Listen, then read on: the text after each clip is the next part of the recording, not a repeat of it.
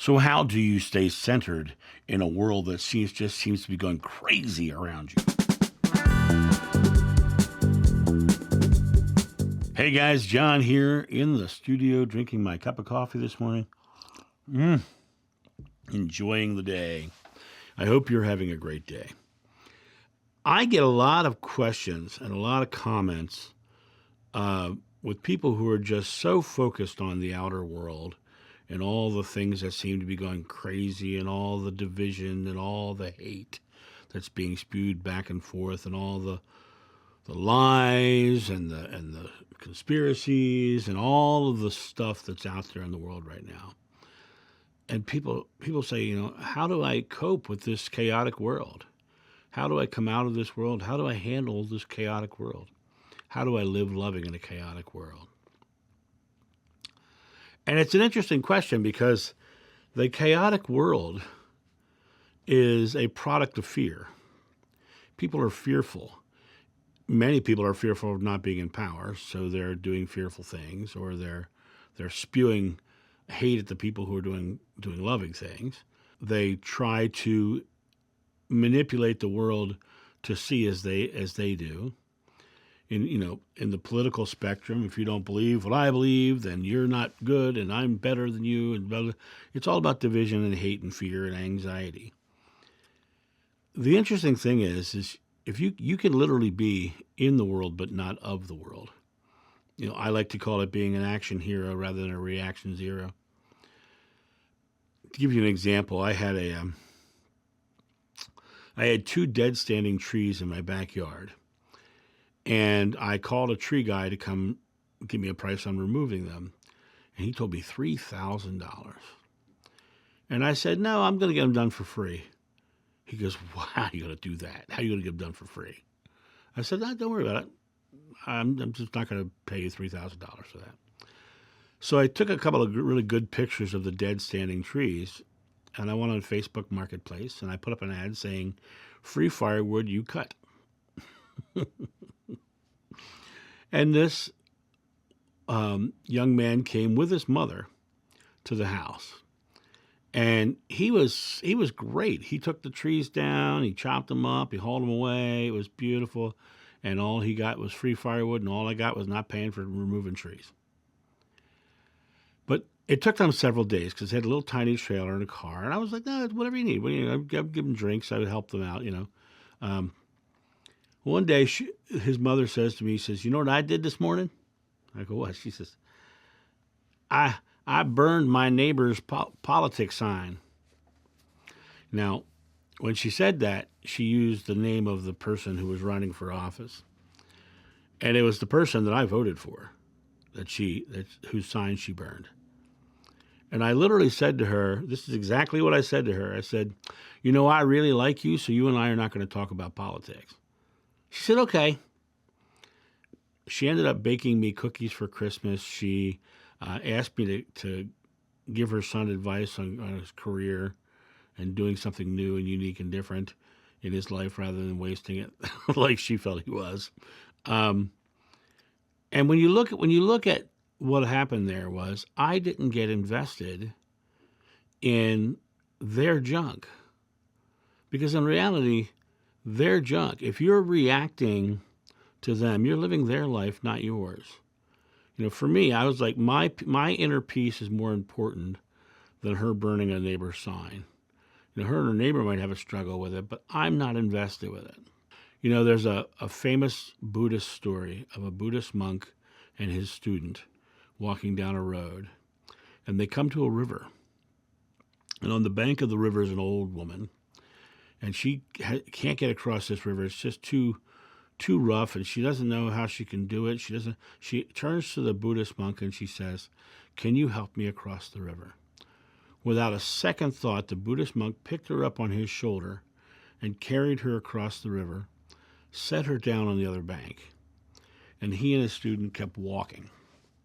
About 2 miles down the road, the student was getting angrier and angrier and madder and just disgusted. He says, Master, how dare you? How dare you? We're not supposed to touch women, yet you without even a thought, picked her up and touched her and carried her across the river and set her down. How dare you touch that woman? And the master said, I put her down 2 miles ago. Why are you still carrying her?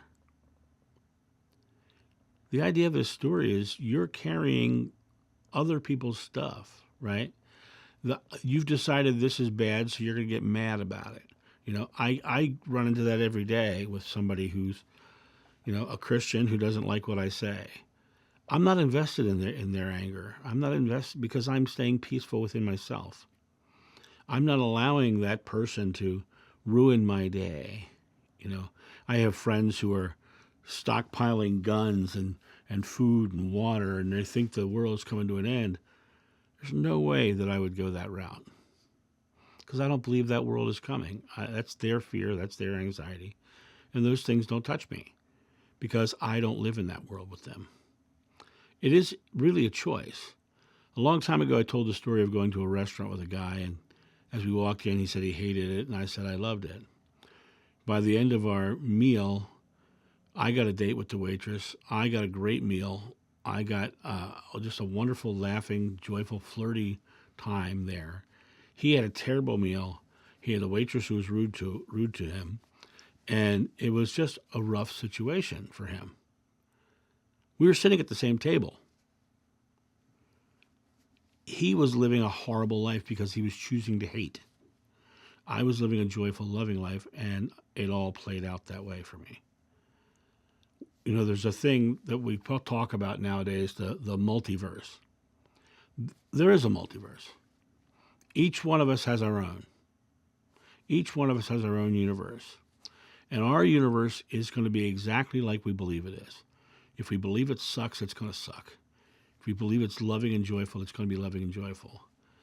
I talk about the people who contact me who don't agree with me. In those moments, it's my turn to be loving. In those moments, when they're being screaming and yelling and hollering, it's my turn to be loving for them. That woman in my backyard telling me that she burned that sign baked me Christmas cookies because I did not respond out of anger. I did not feed it. I did not feed her hate. I let her have this be a place of just complete safety. We don't have to talk about fearful things here. We can be loving, and that is really it. In the Bible it says, "Turn the other cheek." Turn the other cheek does not mean let them hit you again. What it means is don't get connected to what they're saying. Don't angrily respond because your anger is your fear. That your anger, your frustration, your disgusting feeling is your fear. The Buddha said the secret to enlightenment is the eradication of fear. And when you release the fear, you release all of that tension. And the more of us who release the tension, the more the tension will be released. Because that lady who baked me cookies, if I'd had a different conversation with her, I wouldn't have gotten the cookies. She baked me cookies out of love. And when she had an argument with me, I responded out of love. When we have different opinions or different beliefs, I always say I respect your beliefs. I do respect the beliefs. I've had one person who actually said to me, "You don't respect my beliefs." I didn't say anything else, but I respect your beliefs. I do respect your beliefs. When I say I respect your beliefs, I'm truthful. The expectation that I'm lying is not mine. It's yours. It's hers, right? The person who said it. My job is to not be invested in her fears and anxieties.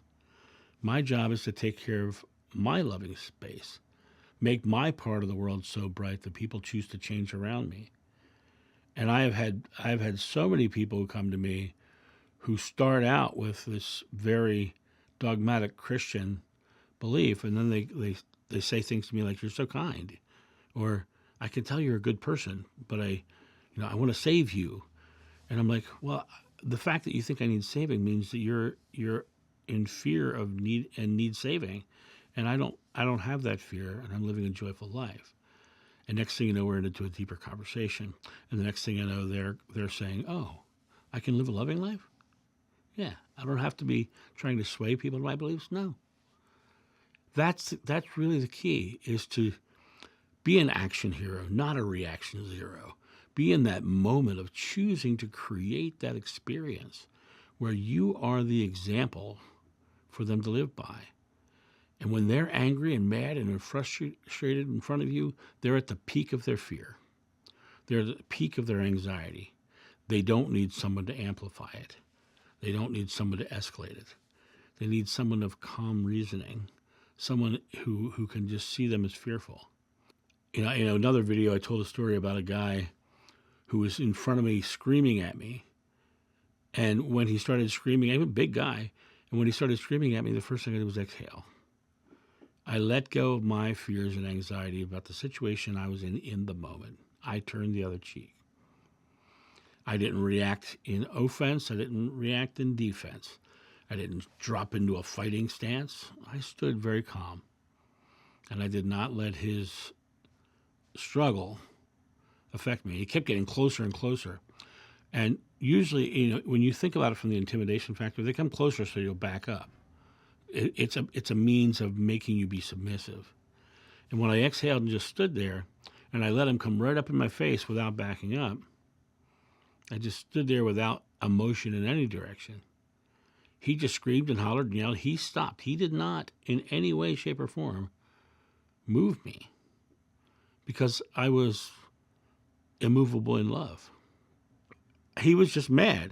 And the whole time he was yelling and screaming, I was thinking, what's his fear? And because I exhaled and I didn't put myself into a survival mode, I stood there and I listened to what he was saying. I was able to figure out what his fear was. And I was able to go right at his fear and solve it. And it all was fine. It comes down to the idea that your world is your responsibility. You're the one who has to be loving. You're the one who has to be caring. And when people are mad around you, that's theirs, not yours. You don't have to live into their hate, their anger, their frustration. That's theirs, not yours. Go be loving. Mother Teresa says, should never go to an anti-war rally. Have a pro-peace rally and I'll come. Have a pro-peace rally in your world, in your core. Be peace, be love, be joy. And when someone sees you and they're mad about your peace, love, and joy, think that's ridiculous, because why is your peace, love, and joy so harmful to them? Because they're the ones who's afraid.